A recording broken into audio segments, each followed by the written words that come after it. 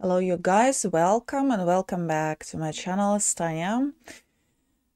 Well, I have been busy. Sorry, I'm not filming much. I'm not uploading much. I apologize, you guys. These days, life has been a lot. I need some SB19 vitamin in my life, and I saw it pop up on my YouTube recommended. It's one of the channels that prepare the English subs for all the international 18 out there, me included, is Soleil channel. And I appreciate the work you 18 do to create subs for all the international fans. Your contribution is truly cannot be overrated. You're so appreciated. You have to know it. Thank you very much. I'll link the link to Soleil channel in my description below. So this is SB19 hyped up on the new song Dumb, upcoming EP Simulat Vacas. We reacted to MV and we reacted to dance practice. It was both amazing. It's still in my head. I play it every day, and yeah, this song is epic. The music video is epic. It's like a short film, and I cannot wait to hear what the guys have to say about it. Stell looks amazing, by the way. We kind of match the hairstyle with Stell today. Okay, let me have a look at everybody. Josh looks amazing with the blonde hair, I have to say. And Pablo with this haircut looks so cute many times. I can't. Okay. Okay, let's get started. Thank you for making time today. My first question is, kung merong isang kulay kayong i-associate sa dam, anong kulay iyon? At The bakit? color? Seriously? Ako That's your black. first question. Well, kasi pag Black? pinaghalo-halo mo yung mga lahat ng kulay, black yung kalalabasan. Pero may nakikita kasi ako meme na Fair. kung si Dam, itim na bahay, si Mana nagiging parang Barbie house. So technically ganun siya katindi, ka-dark or Kalakas. ano ba, kalakas. I don't know. Black ako. Nude. Nude? Bakit? Kasi nanood daw siya kanina na. Nude. Nanood ko eh. Ako kulay putek. Ay, ano po? Mad. Putek, not white. Putek as in brown, dirt, ganyan na color. So beige, cream. Oo, darker beige cream, color. yeah. Basta putek na color o brown, ganyan. Nandun din ako sa ano It's eh. very Parang weird color question, I have palette to na say. ganun eh. Medyo dark. So, dark blue? Dark blue or ano? Or eto gray. Ganito. Parang medyo nandun They lang all sa have to ano, come up with some... darker. You guys, they all have to come up with some color, then they have to explain why. This question reminds me of those ankeets that we used to do in elementary school, where would be a series of questions: your name, date of birth, your hobby, your favorite book, your favorite movie, show, music group, and one of those would be like food and a color.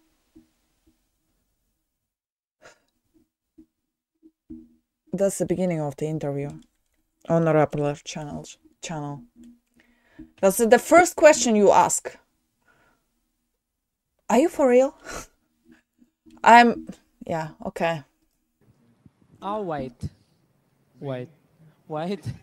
Ako white lang. Kasi parang everything naman, kasi pagka dun sa music video, sobrang dami nangyayari. But I think lang, na-feel ko, but with everything that's happening on that world, feeling ko sa sobrang daming gulo, ang tanging nasa isip mo lang, gusto mo lang matapos lahat. So parang I feel like white yung iniisip ng lahat ng tao. Just to clear everything and start new. Yun lang. So, Okay. total chinikan niya na yung music video. Yeah, let's talk Sino about it. nakaisip ng concept? Yeah, Lahat that's kami. interesting. Ano siya? Nagkaroon po kami ng parang Dito, sa studio na to. session na dito mismo. Parang ano yun tawag sa ano na yun? Basta parang nag-try kami mag-brainstorm talaga. Oh. So in a way, para siya slight inaano General namin, planning. tinatanong na rin namin ano ba yung gusto natin in direction for the next EP, ano yung concept. Then, nagbigay lang kami. Kasi wala naman tama o mali, di ba? Parang bigay, bigay, bigay. And then, nandun nga kami na punta sa parang medyo very, a very revolutionized na concept. Sabi na, medieval, parang ganun. So, gusto talaga namin. Pero yun eh. Yung fulfilling kasi doon for the sake of the art, talagang gagawin mo lahat. So, yun nga yung paano. For the sake of the art, we'll just do everything. It just reminded me of that I Want to music video behind the scenes where Ken was kissing that statue and he's like, for the sake of our artistry, and this is the sacrificial lamp. Oh my god, love that. My favorite moment. One of many with Ken/Philip. Nahihigitan ng sagad na.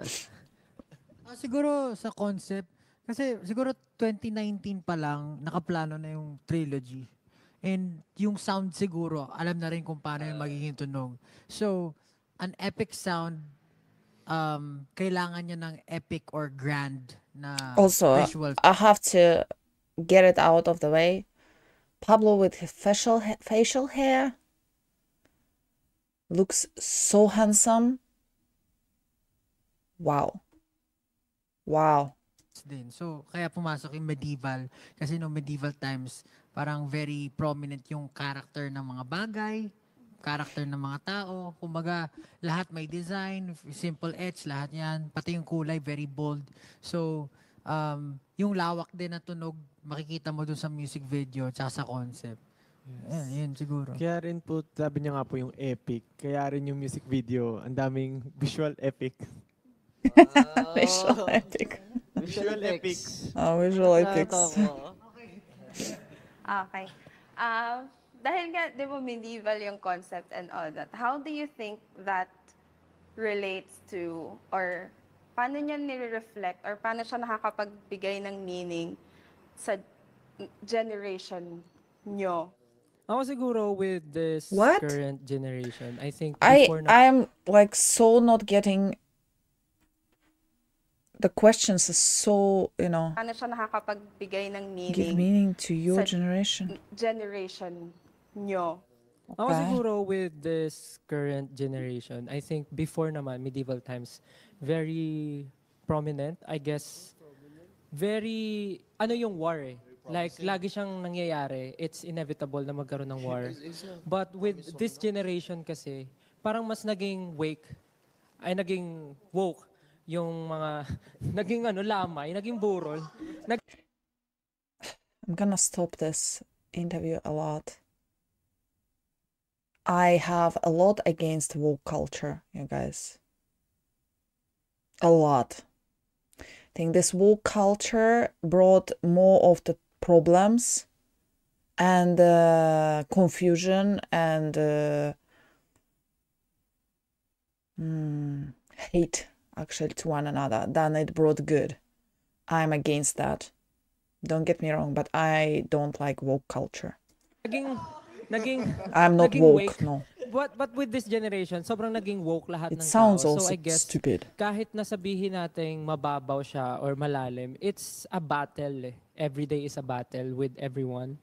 So I guess hindi man siya very physical yung war or yung pinagdadaanan ng isang tao. But I think kung paano nangyayari yung war before, I think meron tayo nun deep inside us na hindi lang nakikita ng tao, but I guess everyone is living with his or her own war.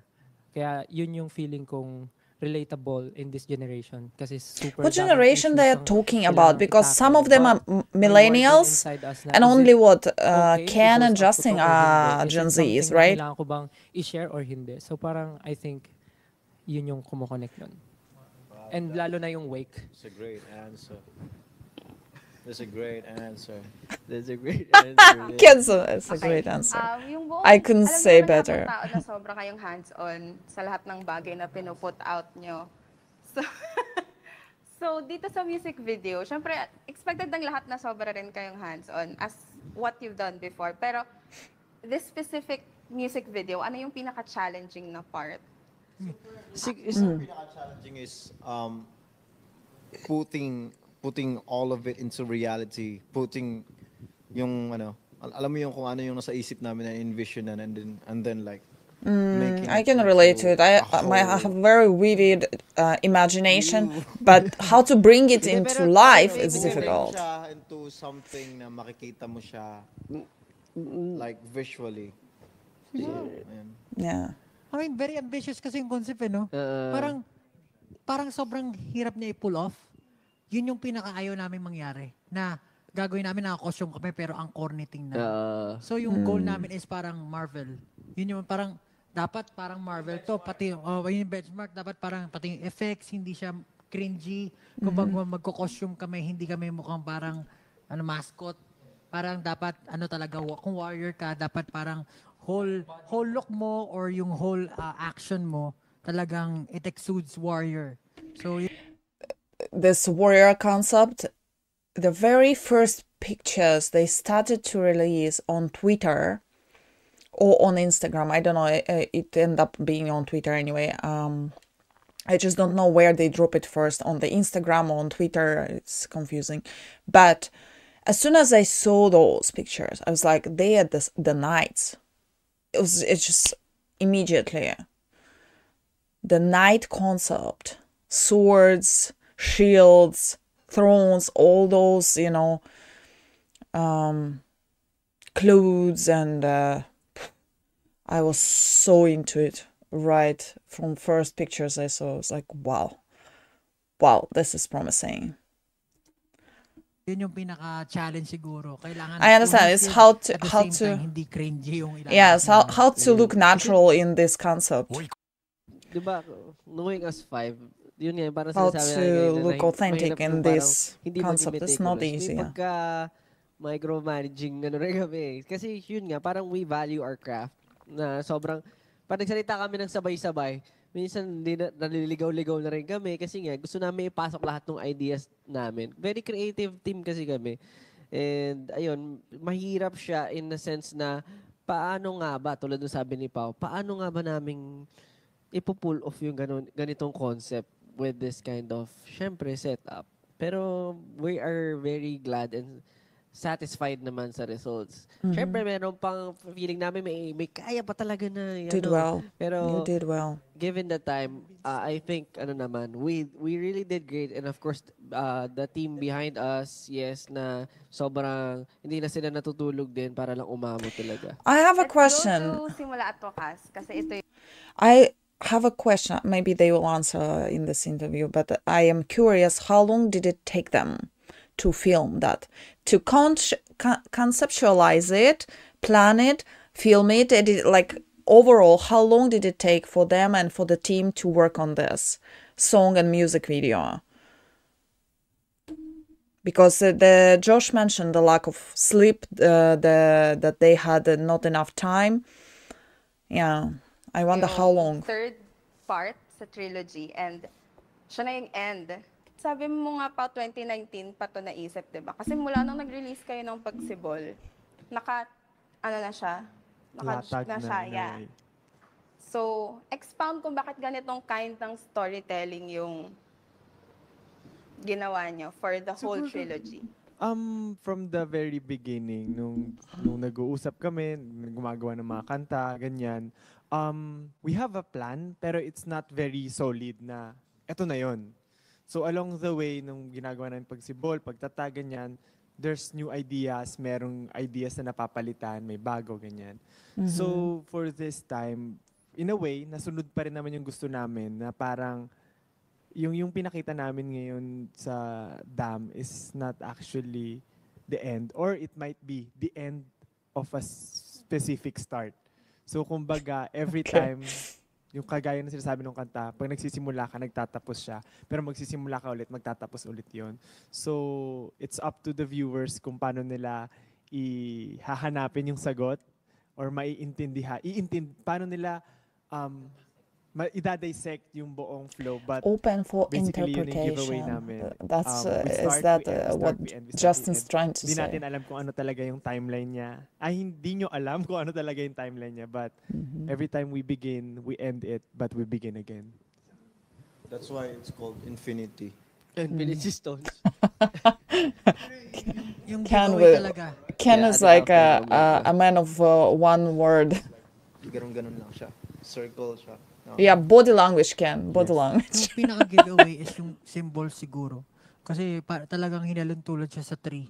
So technically, yung germination, yung pagtubo, pagtatag, tapos magiging dot siya, which is technically end, pero seed din siya for a new beginning. So, ikaw magsasabi kung napanood mo si Simula at Wakas una, baga new listener ka ng SB19, tapos napanood mo si Pagsibol, you can still make a story out of it. Kasi parang each era can stand on its own.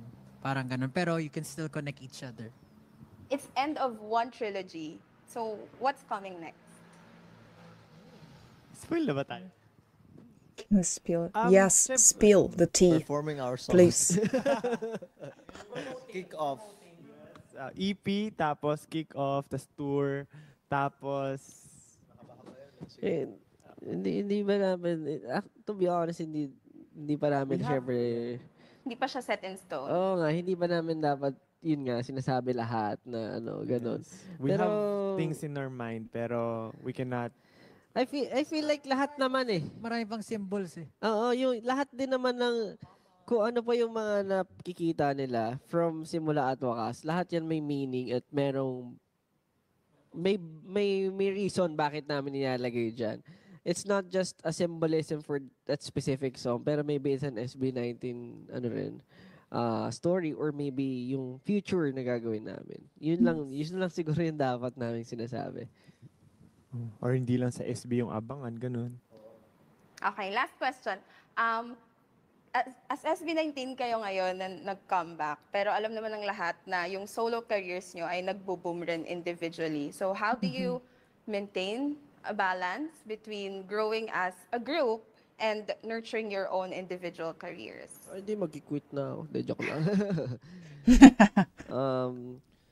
Siguro po actually, parang last year we give time for everyone to explore.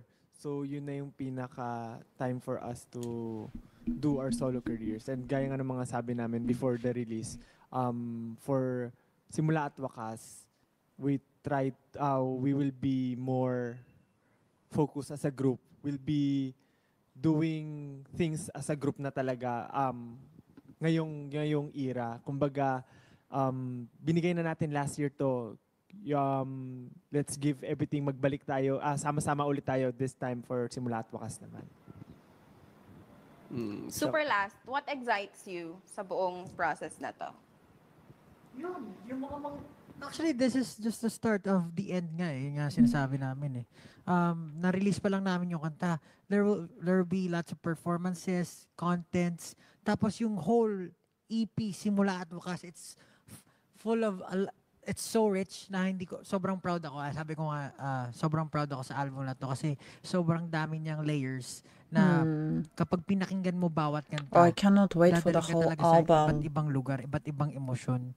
And yun yung pinaka-proud ako kasi ang dami talagang tao na naging involved dito sa EP na to. Kaya binabrand namin siya na biggest comeback ever. Also, Yay. syempre, ano pa sabihin ko, yung tour. Kasi ito, yung tour namin, sobrang dami rin So namin pupunta na excited. countries ngayon. So, Probably our biggest tour namin na mangyari namin. So, yeah, we're really excited for the fans to experience it. Kasi gusto namin talaga experience eh. Hindi yung parang manonood lang sila doon. Gusto namin na parang dalhin namin sila sa kabilang sa libutan. Yay. Cheers to that. Isa rin yung sa tour na na-excite kami kasi kung feeling nung iba, like, na-announce na namin lahat nung pupuntahan namin. Actually, hindi pa. Parang, yun. Yun yung super na-excite kami doon. Kasi parang there's a lot of new places na possible na mapuntahan namin with this. And we're very excited of that. Cheers to that also. That's thank you. Thank you! Thank you. It was too short. And not enough talking. I didn't hear Stel enough. I didn't hear Ken enough. I want them to talk and I want them to tell me more about how the whole creative process was, how much time did it take them to come up with the concept, to prepare, to film, to edit, why they decided to take this concept, how it relates to the album, to the songs. Yeah, it's like so many things to talk about. In this 13 minutes, there's like not enough time. I hope there are gonna be more interviews, more in-depth interviews. I don't want to talk about the colors. That was a very silly question to begin with, but I want to talk more about the in-depth concept, in-depth about the concept, about the ideas behind it, the story that they're trying to portray, yeah, how it reflects their own life, if it does. Wow, I can just think of like dozens of questions already at the moment. So I'll be looking forward for more interviews and performances. And AJ now is on a break, so our K-pop channel is going to be resting for the whole March. We are not going to film anything new apart from the things that we already filmed. It's gonna be coming in the next few weeks. So I'm gonna try to film something when I get a moment for my own channel. So you guys stay tuned. I'm gonna be dropping something else again here. Okay, love you guys. Thank you for watching. See you in my next video. Bye.